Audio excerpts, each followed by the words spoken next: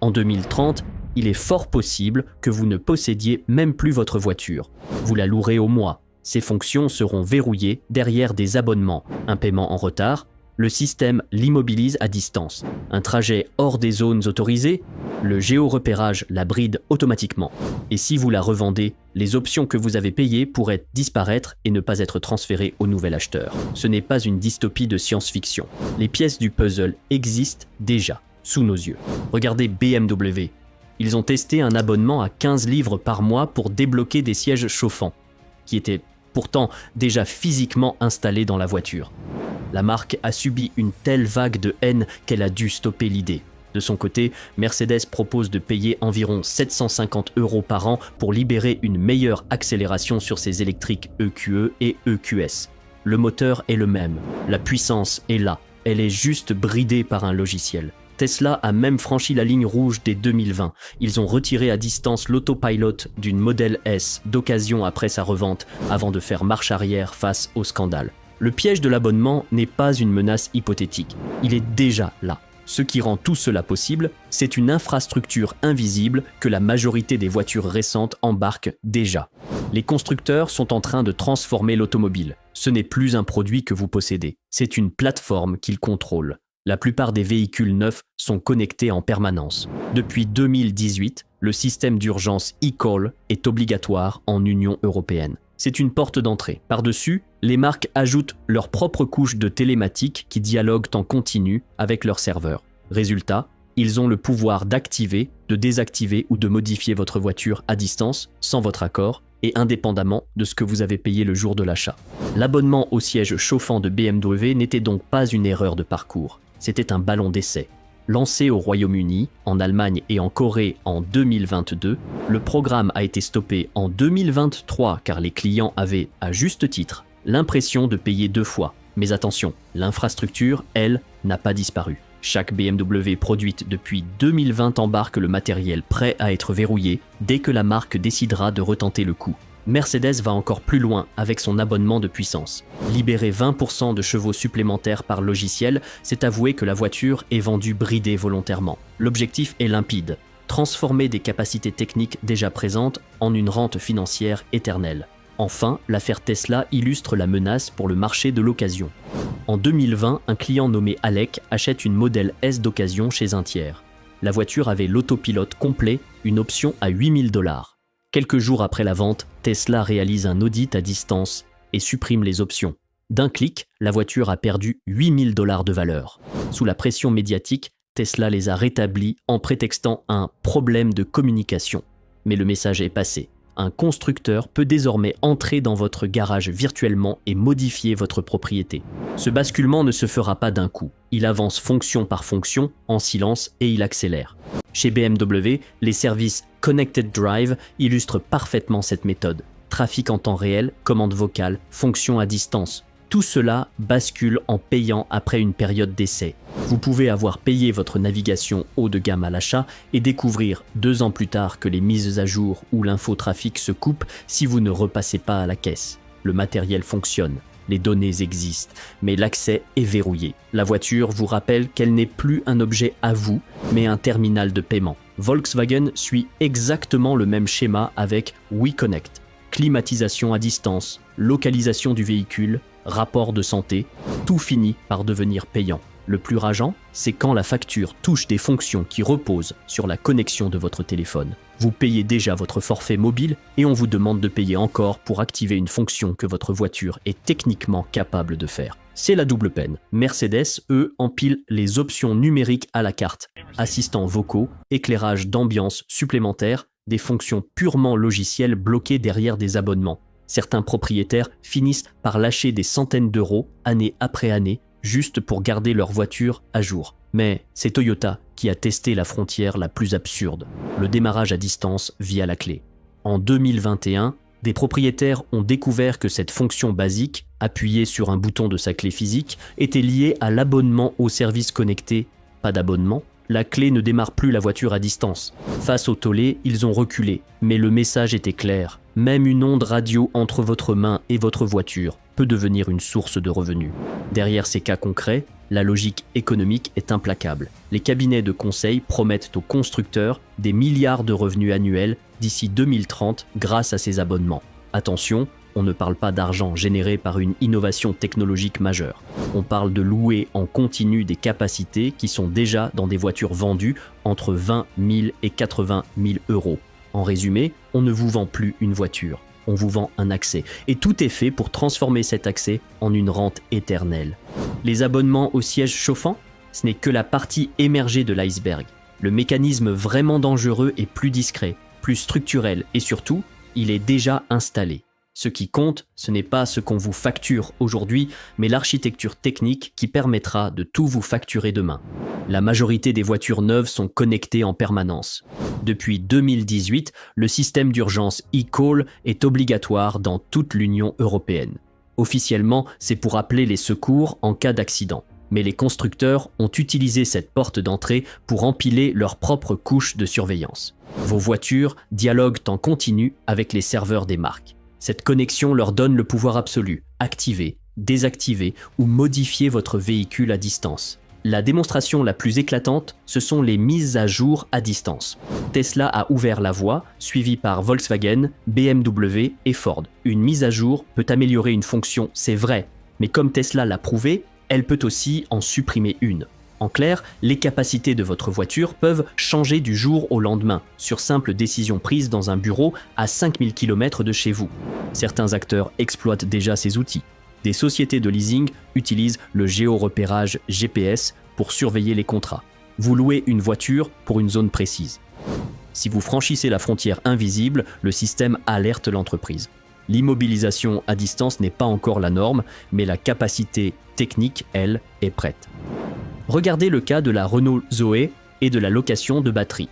Le contrat donne explicitement à la marque le pouvoir de limiter l'autonomie ou de bloquer la recharge en cas d'impayé. Même si c'est rarement utilisé, le précédent juridique est là. L'intervention à distance pour des raisons financières est actée. Et puis, il y a vos données. Ce que votre voiture collecte ne sert pas juste à améliorer le service. Ça devient un outil de facturation et de dressage. En Allemagne, BMW a testé des assurances basées sur le comportement. Accélération, freinage, horaire de conduite, tout est surveillé. On vous vend ça comme une récompense pour bonne conduite. Mais beaucoup y voient un système de pénalités déguisé où conduire normalement finira par vous coûter plus cher. Au Royaume-Uni, les assureurs font pression pour généraliser cette télématique. Le but ? Ajuster le prix de votre risque en temps réel. Votre assurance ne serait plus un contrat fixe, mais un abonnement dynamique qui change selon la façon dont vous prenez vos virages. Quand on met tout ça bout à bout, on comprend que le sujet dépasse largement quelques options payantes. On assiste à une redéfinition totale du mot « posséder ». C'est là que toutes les pièces s'emboîtent pour former une mécanique effrayante.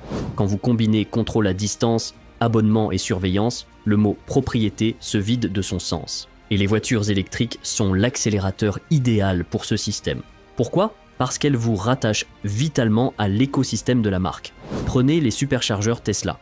Pour charger, votre voiture doit s'authentifier auprès des serveurs de l'entreprise. Si votre compte est bloqué, s'il y a un litige sur une facture ou si l'accès vous est refusé pour une raison X ou Y, vous ne chargez pas. Vous pouvez vous retrouver dans cette situation absurde où une voiture à 50 000 € devient un presse-papier inutile, simplement parce qu'un serveur a refusé de lui parler.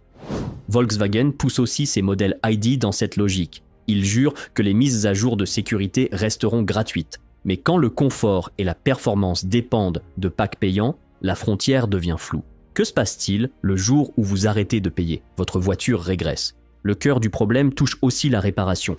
Sur beaucoup de véhicules électriques modernes, changer une batterie exige une authentification numérique. La nouvelle pièce doit être mariée au véhicule via les serveurs officiels. Les garagistes indépendants se retrouvent bloqués. Ce n'est pas une contrainte technique, c'est un choix économique. La marque s'assure que vous soyez obligé de passer par son réseau agréé.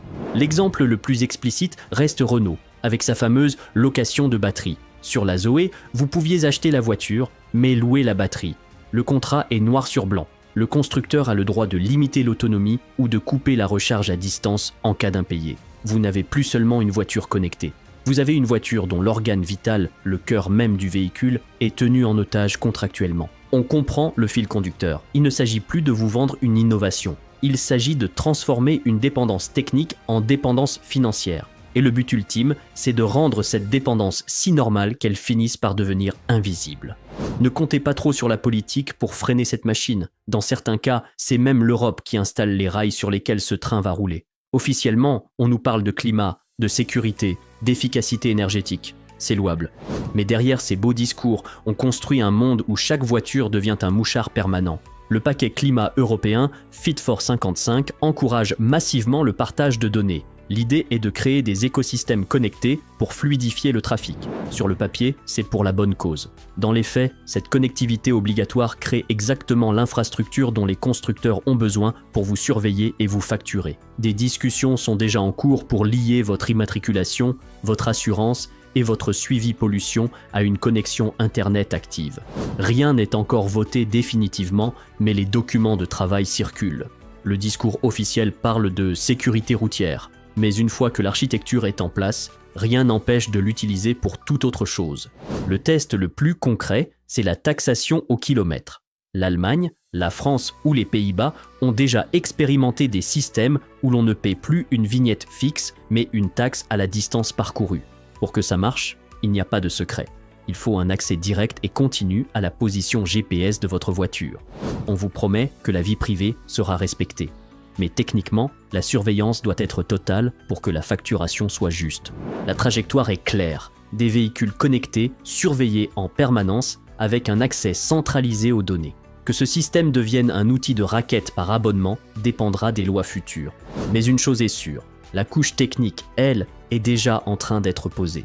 Relions maintenant les points. Si on suit la trajectoire actuelle, le mot « propriété » va changer de sens. Ce n'est pas une prophétie. C'est la suite logique des technologies déjà en place.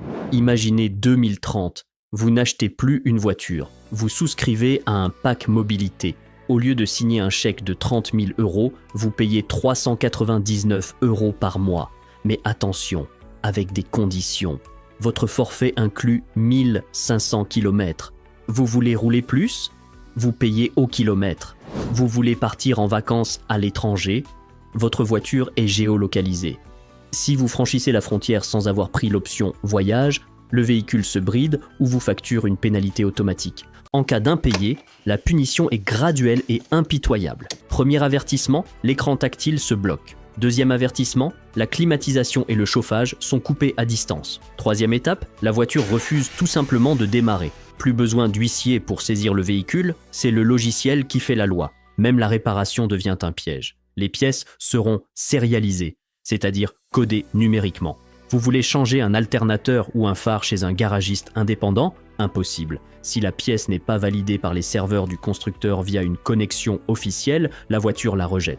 Le petit mécano du coin disparaît et les coûts de main-d'œuvre explosent car le constructeur a le monopole absolu. Quant à la revente, elle pourrait être soumise à autorisation. Les options que vous avez louées ne se transfèrent pas. Le nouvel acheteur doit repasser à la caisse. Enfin, la surveillance devient totale. Vitesse, localisation, style de conduite, tout est transmis en permanence. La vie privée devient un souvenir, non pas parce qu'une loi l'interdit, mais parce que, sans cette connexion, le système refuse de fonctionner. C'est un futur possible. Il est conçu pour être rentable, pas pour être libre. Mais la bonne nouvelle, c'est que ce modèle a une faiblesse majeure. Il ne peut s'imposer que si nous, les conducteurs, nous l'acceptons. Si ce futur vous inquiète, sachez une chose. Rien de tout cela ne fonctionne si les conducteurs refusent d'entrer dans le jeu.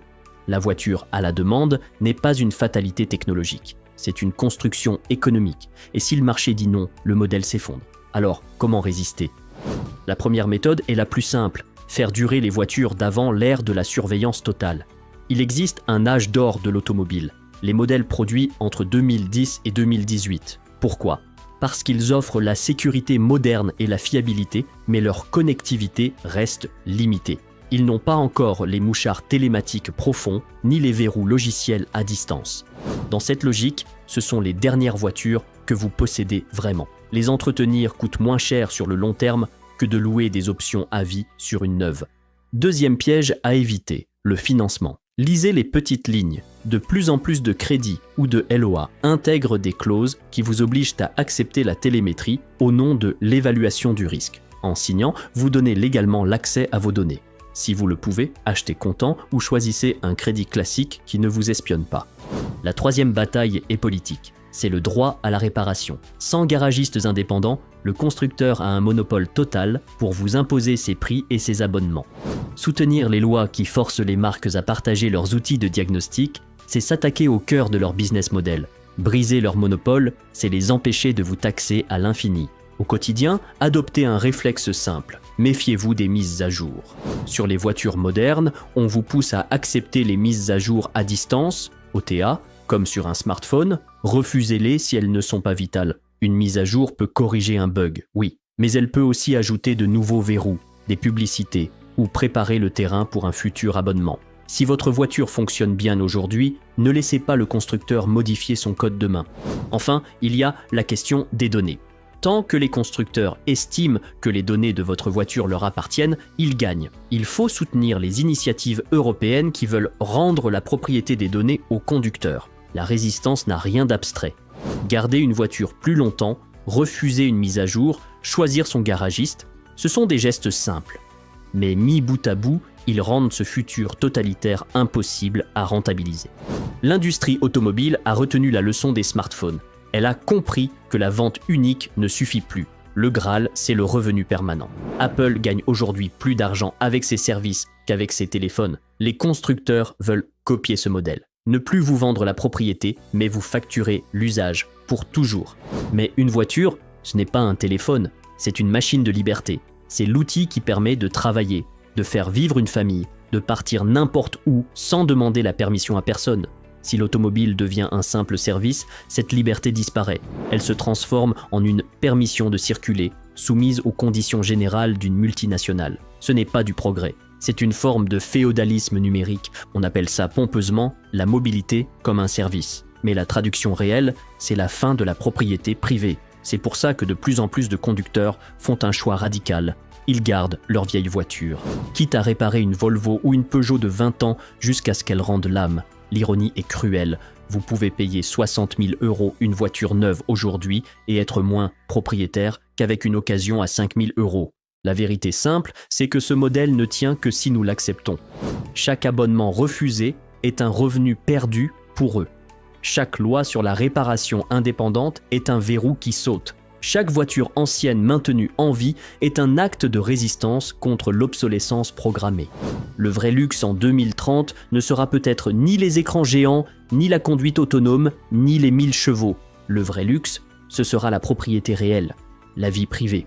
Et le fait de conduire une machine qui vous obéit à vous, et pas à un serveur informatique situé à Stuttgart ou à Shanghai. L'avenir qu'il nous prépare n'est pas inévitable, il est conçu. Et tout ce qui est conçu peut être contesté.